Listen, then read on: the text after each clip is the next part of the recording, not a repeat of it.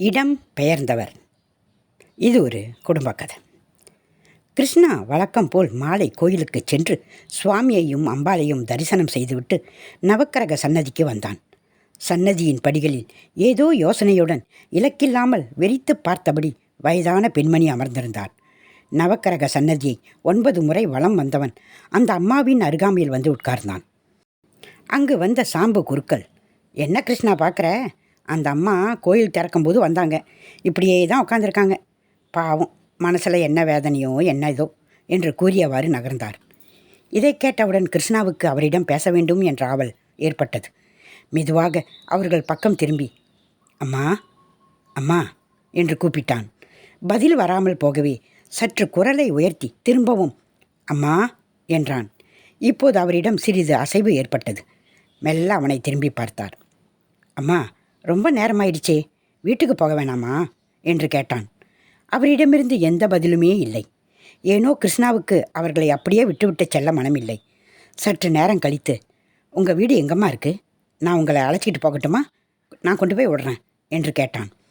அதற்கும் பதில் வராமல் போகவே ஒரு முடிவுக்கு வந்தவனாக அவர்களது கையை பற்றிய கிருஷ்ணா, வாங்கம்மா, நம்ம வீட்டுக்கு போகலாம் என்றான். இப்போது சற்று தயக்கத்துடன் எழுந்த அந்த அம்மாள் கிருஷ்ணாவின் கையை பிடித்தபடி நடக்க ஆரம்பித்தார். வீட்டை அடைந்ததும், உள்ளே வாங்கம்மா என்றான். தயக்கத்துடன் உள்ளே வந்தவரை பார்த்த யாமினி கேள்விக்குறியுடன் கணவனை பார்த்தாள். உள்ளே அழைத்து போகுமாறு கண்களாலேயே பதில் கூறினான் அவன். வாங்க வாங்க என்று கூறி அவர்களை அழைத்துச் சென்று சோபாவில் உட்கார வைத்தாள்.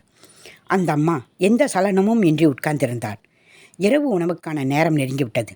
கிருஷ்ணா டிவியை ஆன் செய்துவிட்டு யாமினியிடம் சமையல் அறையில் சென்று நடந்த நிகழ்ச்சிகளை விவரித்தான். சாப்பாட்டு வேலையை முதல்ல முடிப்போம், பிறகு பேசும் என்றாள் யாமினி. சாப்பிட வாங்கம்மா என்று கிருஷ்ணா பலமுறை அழைத்தும் காதில் ஏதும் கேட்காத மாதிரியே அமர்ந்திருந்தார். அடுத்த அறையில் ஹோம்ஒர்க் செய்து கொண்டிருந்த ராகுல் அம்மாவிடம் சாப்பிடவா என்ற குரலுக்கு ஓடி வந்தவன் ராகுலை அருகில் வரச் சொன்ன யாமினி, பாட்டியை சாப்பிட கூப்பிடுடா என்றாள். யாரும்மா அவங்க என்று கேட்ட ராகுலிடம், அவங்க உனக்கு பாட்டி மாதிரி, நம்ம வீட்டில் தங்கி செல்ல வந்திருக்காங்க என்றாள். அருகில் சென்று அவர்கள் கையை பற்றிய ராகுல், வாங்க பாட்டி, சாப்பிட வாங்க என்று இடைவிடாது அழைத்ததும் அவனை ஏறிட்டு பார்த்தவரின் முகத்தில் சிறிது சலனம் ஏற்பட்டது. பிறகு ராகுலை உற்று நோக்கியவர் மென்மையான ஒரு பூரிப்பை வெளிக்காட்டி அவனை அருகில் அமர வைத்து முத்தமிட்டார். சாப்பிடுங்க பாட்டி என்ற ராகுல் தன்னுடைய சின்ன கைகளால் அவர்களுக்கு உணவு ஊட்ட ஆரம்பித்ததும் தன்னிச்சையாக அவரும் அவனுக்கு உணவு ஊட்டத் தொடங்கினார். ராகுலின் மகிழ்ச்சிக்கு அளவே இல்லை. பாட்டி, இனிமேல் நீங்கள் என்னோட தான் பேசணும், என் பக்கத்தில் தான் படுத்துக்கணும் என்று அறிவித்துவிட்டு, கதை சொல்லு பாட்டி என்று நச்சரிக்க ஆரம்பித்தான். இப்படியே 2-3 நாட்கள் கடந்தன. அந்த அம்மாவின் செயல்பாடுகளில் சிறிது சிறிதாக மாற்றங்கள் தெரிய ஆரம்பித்தன.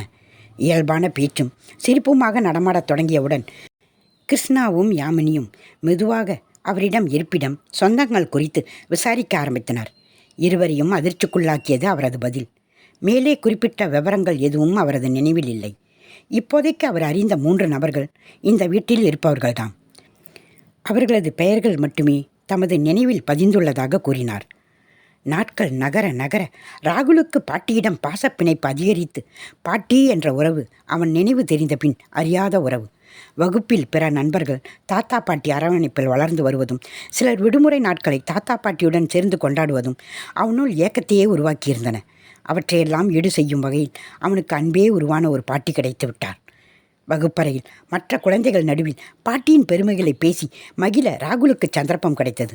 ஒரு நாள் அவன் பேசுவதை கேட்டு வருத்தத்துடன் அமர்ந்திருந்த அவன் நண்பன் அர்ஜுனிடம், ஏண்டா, உன் பாட்டியை பற்றி நீ எதுவுமே பேசுறதில்லை இப்பலாம் என்று கேட்டான் ராகுல்.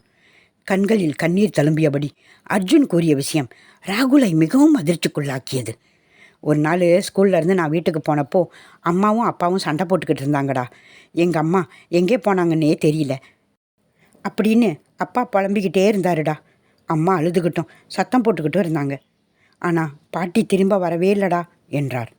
ராகுல் வீடு திரும்பியதும் பாட்டியை பிரிந்து தவிக்கும் அர்ஜுனை பற்றி கூறத் தொடங்கினான். அதனை கேட்க கேட்க யாமினிக்கு புதிருக்கு விடை கிடைத்து விட்டது போல் தோன்றியது. கிருஷ்ணாவுடன் கலந்து பேசி அவள் ஒரு முடிவுக்கு வந்தாள். பாட்டி காணாமல் போய்விட்டதாக கூறும் அர்ஜுனையும் கடந்த காலத்தையும் ஞாபகத்துக்கு கொண்டு வர முடியாமல் தடுமாறும் பாட்டியையும் சந்திக்க வச்சா ஒரு தீர்வு கிடைக்குங்க என்ற நம்பிக்கையோடு சொன்னாள். மறுநாள் காலை ராகுல் பள்ளிக்கு கிளம்பும்போது சாயங்காலம் ஸ்கூல் முடிஞ்சதும் ஆட்டோ ரிக்ஷாவில் திரும்ப வேணாம், நானும் பாட்டியும் வந்து கூட்டிக்கிட்டு வர்றோம்னு சொன்னதும் அவனுக்கு ஒரே சந்தோஷம். பாட்டி என் ஸ்கூலை பார்க்க கண்டிப்பாக வந்துடுங்க என்று சொல்லிவிட்டு கிளம்பினான். அர்ஜுனையும் உன்னோடு வெளியே கூட்டிக்கிட்டு வா, அவனுக்கும் பாட்டியை காட்டலாம் என்று யாமினி சொல்லி வைத்தாள்.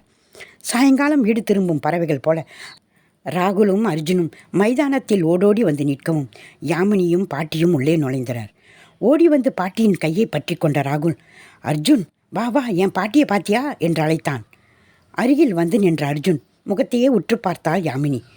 பாட்டியை பாத்தியா, யார் தெரியுதா என்று கேட்டாள். ராகுல் பாட்டி தானே, சொல்லியிருக்கான், ரொம்ப நல்லவங்க, அவனோட விளையாடுவாங்களாம், டிவி பார்ப்பாங்க என்று தொடர்ந்து பேசிய அர்ஜுனை ஏமாற்றத்துடன் பார்த்தாள் யாமினி. புதிர் விடுபட்டதா என்று அறியும் ஆவலுடன் வீடு திரும்பிய கிருஷ்ணாவுக்கும் ஏமாற்றம்தான்.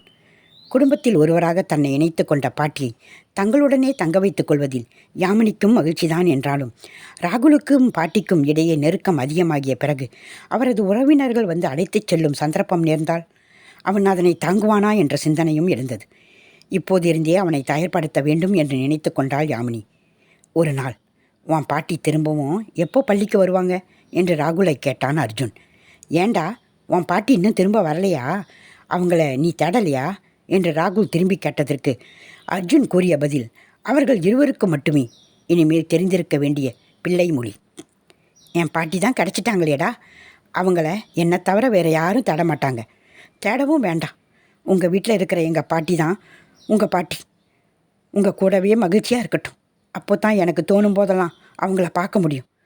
அர்ஜுன் கூறிய வாசகங்கள் ராகுலை அதிர்ச்சி அடை செய்தாலும் மனதில் உறுதியை ஏற்படுத்தின.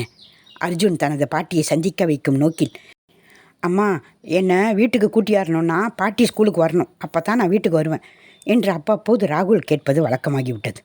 ஒரு நாள் ராகுலிடம், பாட்டியை அடிக்கடி தொந்தரவு செய்யக்கூடாதியா, அவரது மகனோ பேரனோ சீக்கிரமே பாட்டியை அழைத்து செல்ல வரப்போகிறாங்க என்றாள் யாமினி. இல்லைம்மா, அவங்க யாருமே வரமாட்டாங்க என்று ராகுல் கூறிய பதில் அவன் தன்னைத்தானே தேற்றிக்கொள்வதற்கானது என்றுதான் யாமினி நினைத்தாலே தவிர அந்த வாசகங்களின் பின்னே ஒளிந்திருக்கும் உண்மைகள் என்றுமே தெரியப்போவதில்லை அவளுக்கு.